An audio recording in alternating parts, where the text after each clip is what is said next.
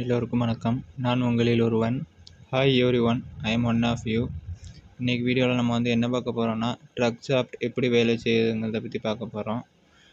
அதாவது ட்ரக்கில் டிரைவ் ஷாஃப்ட்னு ஒரு பகுதி இருக்கும். இந்த டிரைவ் ஷாஃப்ட் என்ன பண்ணுதுன்னா, உங்களுக்கு பார்த்தீங்கன்னா தெரியும் அது எந்த இடத்துல இருக்குன்னு.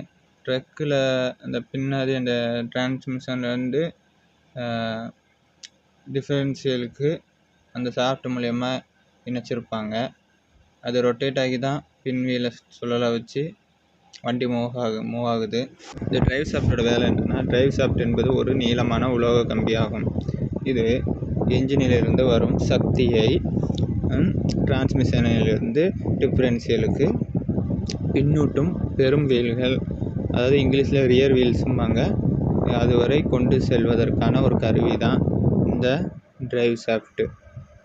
அதன் முக்கிய பாகங்கள் என்னெல்லாம் நம்ம பார்த்தோம்னாங்க, யூனிவர்சல் ஜாயிண்ட்டு, ஸ்லிப் யோக்கு, அப்புறம் சென்டர் கேரியர் பேரிங்கு, டிஃபரன்ஷியல் இணைப்பு, அது இங்கிலீஷில் ஃப்ளேஞ்ச் கனெக்ஷன்பாங்க.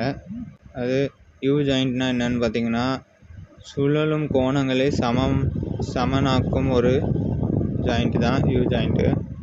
ஸ்லிப் யோக்கு என்னென்னு பார்த்தீங்கன்னா, சஸ்பென்ஷன் எழும்போது ஷாஃப்ட் நீளத்தில் செல்ல உதவும். ஷாஃப்டோட நீளத்தை அதிகரிக்கவும் குறைக்கிறக்கும் இந்த ஸ்லிப் யோக் யூஸ் ஆகும்.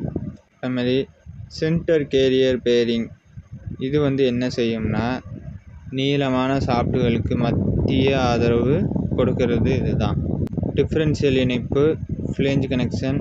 இந்த டிஃபரன்ஷியலுடன் ஷாஃப்ட் இணைக்கும் இடம்தான் இந்த ஃப்ளேஞ்ச் கனெக்ஷன்.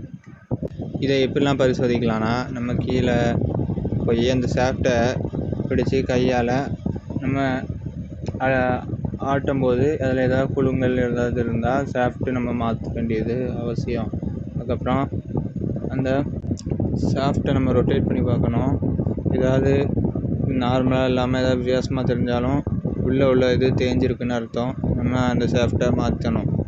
அதுக்கப்புறம் இதில் வேறு என்ன பிரச்சனை வரும்னா, ஷாஃப்டோட பகுதியில் இன்ஜின் ஆயில் லீக்கேஜ் சில டைம்களில் இருக்கும். அப்படி ஏதாவது லீக்கேஜ் தெரிஞ்சாலோ அப்போவும் நம்ம ஷாஃப்டை சரி செய்யணும் கண்டிப்பாக. அதுக்கப்புறம் இந்த ஷாஃப்டை எப்படி பராமரிக்கணும்னா, 20,000 to 30,000 கிலோமீட்டருக்கு ஒரு தடவை இந்த ஷாஃப்டில் நம்ம கிரீஸ் வைக்கணும். ஷாஃப்டோட பகுதிகளில் நம்ம கிரீஸ் வைக்கணும். 20,000 to 30,000 கிலோமீட்டருக்கு ஒரு தடவை கரெக்டாக வச்சு பராமரித்தோன்னா ஷாஃப்ட்டு நல்லா நீண்ட நாள் உழைக்கும், நமக்கும் செலவு கம்மி. என்னோடய வீடியோவை கடைசி வரை பார்த்த எல்லோருக்கும் நன்றி.